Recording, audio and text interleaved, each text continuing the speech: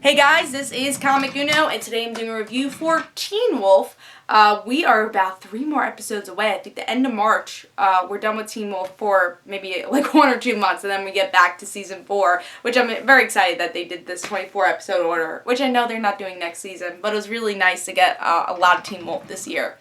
But let's talk about this episode. This is part of Werewolf Monday. I review Teen Wolf every week, so if you haven't checked those reviews out, you definitely can.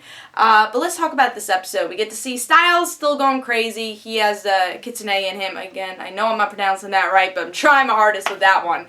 But yeah, he still has the Dark Kitsune in him, and Scott is trying to figure out a way how to heal him without biting him, because he's like, I don't want to turn him into a werewolf. And yeah, for me as an audience member, I don't want to see him as a werewolf either.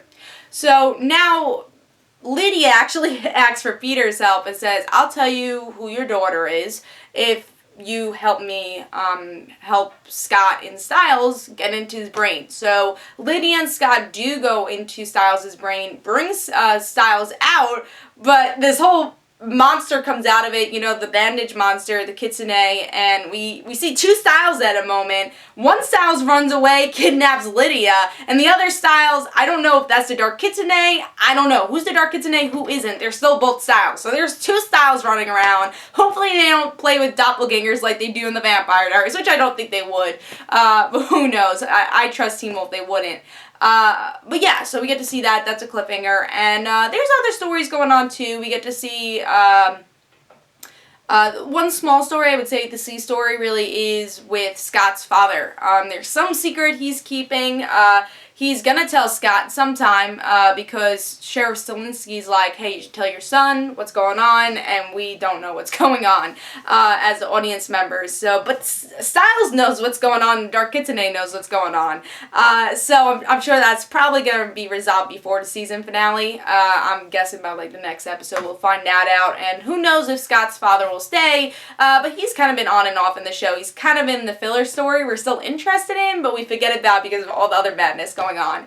And now the B story is that the flies from Styles, which makes, I guess, part of the Dark Kitsune, really just all the parts of Dark Kitsune, goes to the other werewolves. So we get to see Isaac, the twins, and Derek are being possessed. They're all going crazy. The twins, they're going against Isaac, and Derek is going against Allison's father, Argent.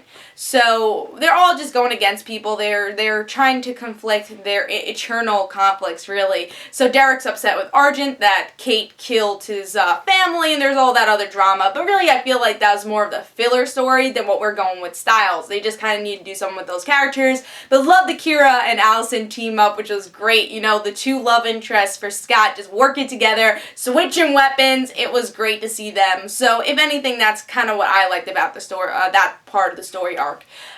So what I think about this episode, I thought this was really intense. I liked it. You know, we're really going into and unraveling the story arc, especially since we're towards really the end. So I like that we're going into Dark Kitsune stuff. Seeing if Styles is okay. I don't know if Styles is okay.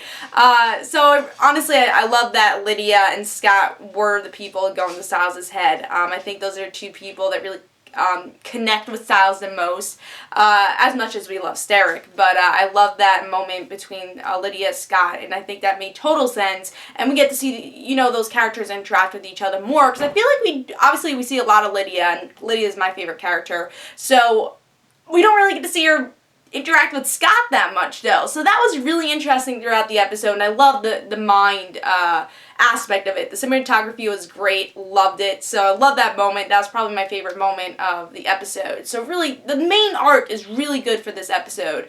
And then, again, I don't really know what I thought about the whole fly thing. I thought that was more of a filler arc than really progressing arc, and I understand that. They kind of needed that, because there's only a few amount of characters that are with Styles, really the people that need to help Styles. We got, you know, the vet, we got Melissa, Sheriff Stilinski, I'm pretty sure was in that scene, Lydia, Scott, and Styles. So those are only main people we kind of needed with this episode, but everyone else, like, what do you do with them? We have to do something with them, so I understand that. And then we got that kick-ass Allison and Kira scene out of it, so I'm okay with that. So yeah, I'm still thinking, like, every step of this episode, I'm like, is Is he gonna die? Is she gonna die? Who's gonna be the person who dies? Well, obviously, let's do elimination here. Lydia's, we already know, is confirmed for season 4, and also we haven't seen that, you know, Banshee that Jeff Davis was talking about. So I'm pretty sure that's gonna be for season 4. So Lydia's gonna be alive. My guess, honestly, is Isaac, because I feel like they, as much as I love Isaac, I love Allison and Isaac.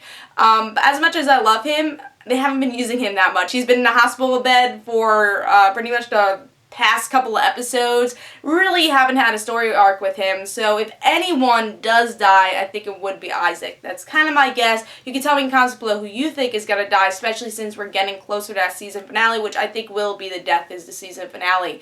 But I thought this is a really cool, intense episode. I'm going to give it 4 stars, really close to 4.5 stars, and really looking forward to the rest of the season. And please tell me in comments below what your favorite scenes were, what you're looking forward to for the rest of the season, and of course I'll have another review for Teen Wolf next week. And please don't forget to follow me on Twitter for Comic Uno and their end situations, and don't forget to like my Facebook page, and I'll see you guys later. Bye.